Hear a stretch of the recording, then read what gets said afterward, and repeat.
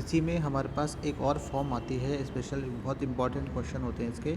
Integrals in the form e raise to the power x के साथ आएगा f x plus f dash x. ये बहुत important form है। इस फॉर्म में हम इंटीग्रेशन कैसे करना है, ये इंटीग्रेशन बाय पार्ट्स का ही एक हिस्सा है, ठीक है, उसी से आगे का पार्ट है, तो इससे क्वेश्चन हमारा आसान हो जाता है।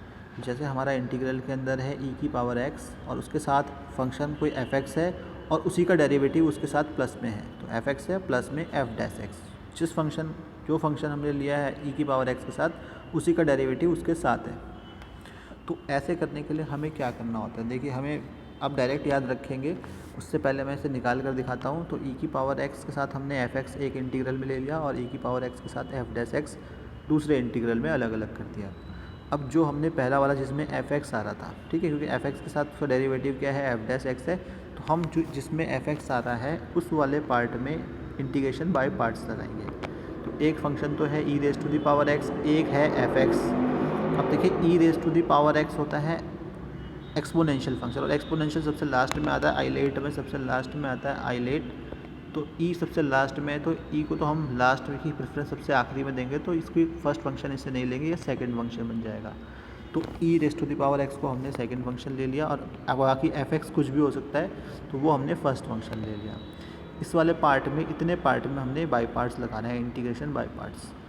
तो e raise to the power x first function हो गया एफ एक्स और सेकंड फंक्शन है e raise to the power x. तो फर्स्ट फंक्शन रहेगा एज इट इज़, तो f x as it is, integration of second function यानी e की power x minus integral big bracket के अंदर आएगा derivative of first function, first था हमारा f x, into integration of second यानी e raise to the power x, और last में ब्रैकेट के बाद फिर डी एक्स लिख दिया। इस वाले पार्ट में बाई पार्ट लगा के तो इतना आ गया, दो पार्ट, और जो बाद वाला पार्ट था ये एफ डैश एक्स वाला, ये एज इट इज़ लिख दिया। अब इसको सिंप्लीफाई आप करेंगे तो यहाँ पर आपको दिख रहा होगा ई रेज टू पावर एक्स का इंटीग्रेशन तो e raise to power x ही होता है, ठीक है। तो ये ऐसा बन जाएगा, एफ एक्स का डेरिवेटिव हो जाएगा एफ डैश एक्स इंटू ई की पावर एक्स का इंटीग्रेशन ई की पावर एक्स साथ में एफ डैश एक्स। अब आप देखेंगे तो ये वाला पार्ट माइनस में है और ये वाला प्लस में है, ये सेम चीज़ें कट जाएगा, बचेगा क्या, f x into e raise to the power x यानी e raise to the power into f x plus constant of integration आपने सी लिख दिया। तो हुआ क्या, इस इंटीग्रल का जो आंसर आया ई की पावर एक्स के साथ F x plus f dash x था, तो उसका जो आंसर आएगा वो डायरेक्टली क्या आएगा, e raise to the power x into f x. आप कोई भी क्वेश्चन लेंगे सब ऐसे ही होंगे। तो मैंने एक एग्जांपल लिया है, e raise to the power x के साथ है integration sine x plus cos x, ठीक है। अब आप देखेंगे तो साइन एक्स का जो डेरिवेटिव होता है वो कॉस एक्स होता है, तो इसे हम इसी फॉर्म से करेंगे, और क्योंकि बाहर इसके साथ ई की पावर एक्स है, तो इंटीग्रेशन इसका क्या आएगा, तो एफ एक्स को आप ले लेंगे, एफ एक्स ले लेंगे आप साइन एक्स को, और साइन एक्स का डेरिवेटिव हो जाएगा एफ डैश एक्स यानी कि कॉस एक्स, ठीक है। तो ये आंसर हम इसी फॉर्म से कर लेंगे। तो हमने क्या करा, e raise to the power x into sine x plus cos x है, तो साइन एक्स को हमें लेना है एफ एक्स, तो कॉस एक्स हो जाएगा एफ डैश एक्स। तो भाई हमने साइन एक्स को ले लिया एफ डैश एक्स, ठीक है, एफ एक्स को दे दिया साइन एक्स, तो उसका डेरिवेटिव एफ डैश एक्स आ गया कॉस एक्स।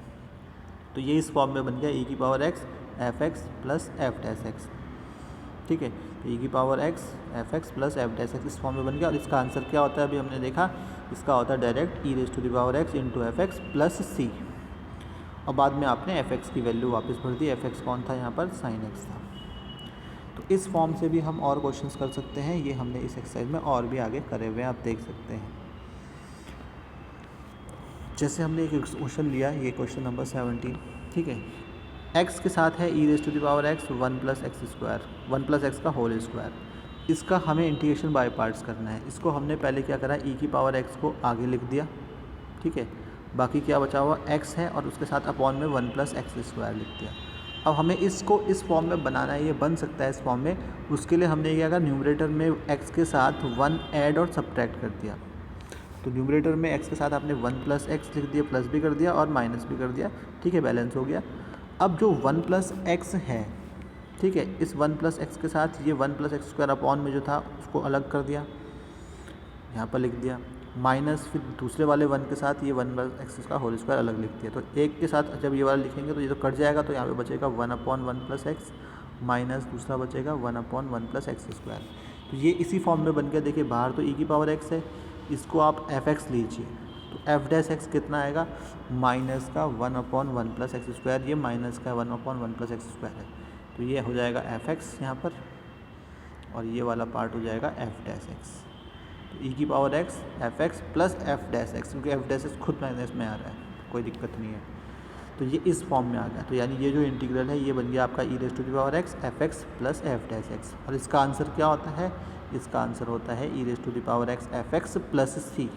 और एफ एक्स की वैल्यू आपने वापस भर दी, तो वापस एफ एक्स था आपका 1/1 प्लस एक्स। तो इसका आंसर आ जाएगा e raise to the power x f x की जगह आएगा 1/1 plus x plus constant of integration c. तो इसी तरीके से इसमें और क्वेश्चन भी हैं।